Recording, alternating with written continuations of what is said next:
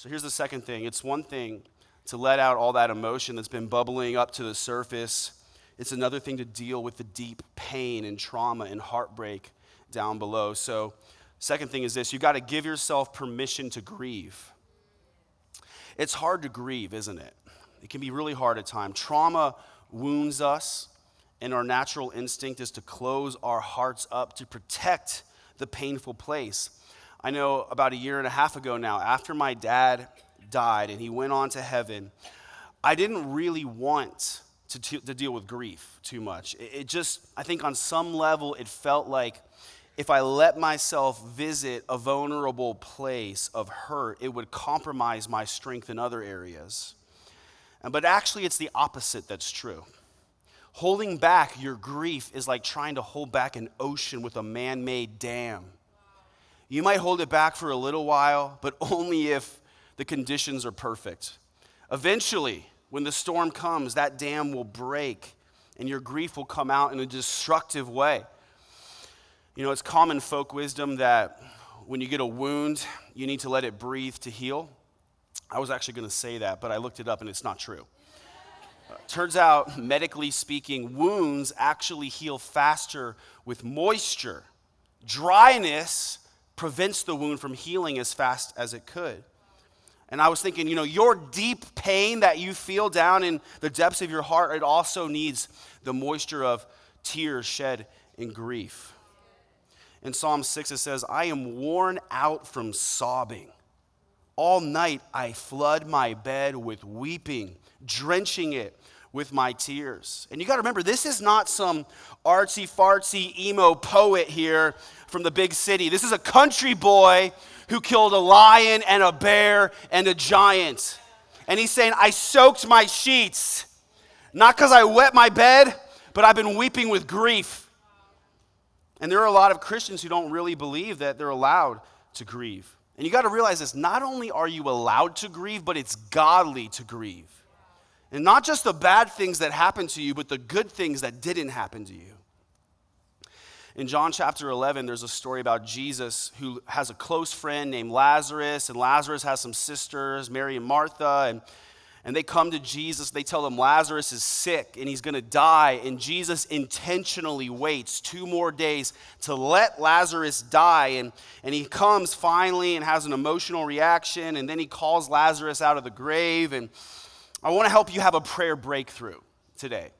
This is going to blow your mind. Track with me here. Track with me.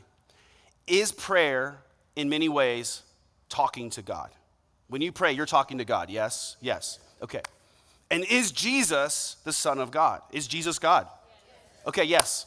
So what that means is every time in Scripture you read about someone talking to Jesus, you actually are reading a recording of prayers that have been prayed to God. So you can see not only prayers that have been prayed directly to God, but also how God responds to those prayers.